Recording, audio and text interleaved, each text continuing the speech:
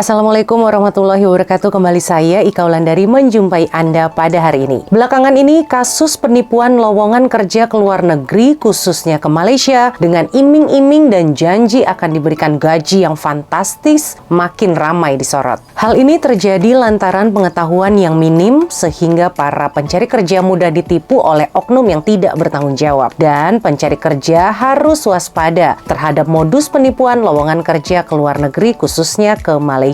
Dari Instagram resmi milik Kementerian Tenagakerjaan Republik Indonesia, berikut adalah ciri-ciri modus penipuan lowongan kerja ke luar negeri yang sering diposting melalui media sosial yang harus kita pahami sebagai calon pekerja migran ke Malaysia agar tidak terjebak dalam perdagangan manusia atau human trafficking. Ciri-ciri yang pertama adalah lowongan kerja diposting oleh akun media sosial milik perseorangan yang tidak terdaftar sebagai pelaksana penempatan. Anda harus cermati, saat ada lowongan pekerjaan ke luar negeri dari siapapun itu, jika itu bukan bersumber dari instansi yang berwenang ataupun perusahaan-perusahaan penyalur tenaga kerja yang terdaftar resmi, Anda harus hati-hati dan jangan mudah percaya. Apalagi cuma dari akun-akun pribadi perseorangan yang mempostingnya. Pastikan informasi terkait lowongan pekerjaan ke luar negeri tersebut kita peroleh dari sumber-sumber resmi, seperti dari Badan Perlindungan Pekerja Migran Indonesia atau BP2MI, atau dari Instagramnya Kementerian Ketenagakerjaan Republik Indonesia, atau juga dari perusahaan-perusahaan penyalur TKI yang masih terdaftar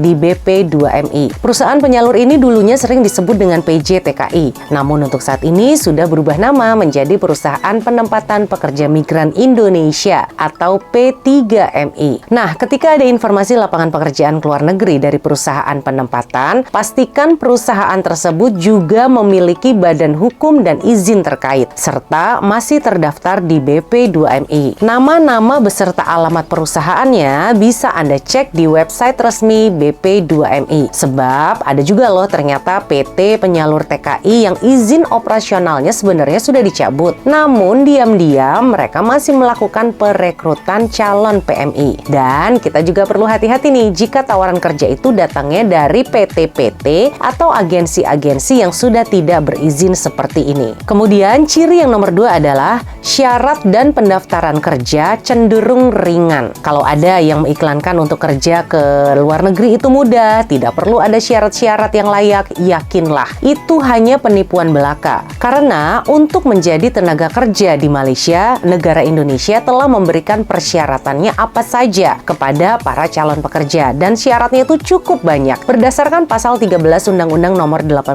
Tahun 2017, dokumen persyaratan yang harus dipenuhi oleh calon pekerja diantaranya adalah surat keterangan status perkawinan dan fotokopi buku nikah bagi yang sudah menikah. Kemudian juga ada surat keterangan izin suami atau istri jika sudah menikah, dan izin orang tua atau wali jika belum menikah. Kemudian surat izin semua ini harus diketahui oleh lurah atau kepala desa. Kemudian juga ada sertifikat kompetensi kerja, ada juga surat keterangan sehat, perjanjian kerja, perjanjian penempatan pekerja migran Indonesia, ada visa kerja, kemudian juga ada paspor yang diterbitkan oleh kantor imigrasi setempat, dan lain-lain. Jika tidak ada syarat-syarat ini semua, ya berarti Anda akan dijadikan pekerja ilegal dan Anda rawan dieksploitasi. Kemudian ciri yang nomor 3 adalah iming-iming proses cepat dengan gaji yang besar. Nah, modus seperti ini juga penipuan karena sebelum berangkat, calon pekerja migran itu harus melewati berbagai tahap seperti verifikasi dokumen kependudukan, ada lagi cek kesehatan, menjalani berbagai pelatihan-pelatihan dan lain-lain agar memenuhi persyaratan bekerja di Malaysia. Dan seluruh proses tersebut tidak bisa dalam waktu singkat, memakan waktu yang lama pastinya. Jadi, apabila ada ajakan kerja ke luar negeri yang prosesnya cepat dengan persyaratan yang gampang, Anda mesti waspada. Kemudian, jika gaji yang ditawarkan juga tidak logis, tidak masuk akal, dan terlalu bombastis dengan syarat-syarat kerja yang ringan, ini juga patut diwaspadai. Memang sih ya, bekerja di luar negeri dengan jenis pekerjaan yang sama, bayarannya bisa lebih tinggi kalau kerja di luar negeri. Contohnya aja, misalnya jadi pembantu rumah tangga. Gaji pembantu rumah tangga di Indonesia dan di luar negeri tentunya beda ya. Di luar negeri biasanya lebih tinggi. Namun, jika tingginya itu terlampau jauh banget, banget, kemungkinan besar itu adalah lowongan kerja bohongan dan Anda ditipu. Kemudian modus yang nomor 4 adalah memungut biaya pendaftaran. Ini adalah ciri-ciri dari lowongan kerja bodong. Karena orang-orang penipu seperti ini akan memungut biaya ketika pendaftaran, yang mana tidak jelas biaya pendaftaran itu untuk apa. Biaya pendaftarannya juga bukan murah, bisa dimintai sampai jutaan rupiah. Nah, setelah kita membayarkan sejumlah uang yang ditentukan, yang katanya untuk biaya pendaftaran atau registrasi, ya wassalam aja deh. Jangan harap kita dapat kerja. Yang ada, kita akan ditinggal begitu saja tanpa ada kejelasan kapan akan diterbangkan. Malah, bisa saja Anda akan diminta uang lagi dan lagi hingga berkali-kali dengan dalih untuk membayar ini dan itu. Hingga akhirnya, alih-alih diberangkatkan, calon atau agensi TKI nakal ini malah kabur, menghilang entah kemana. Kemudian ciri yang nomor 5 adalah meminta data pribadi. Anda perlu ekstra hati-hati jika diminta untuk memberikan informasi pribadi Anda yang sangat sensitif, seperti nomor KTP, fotokopi KTP,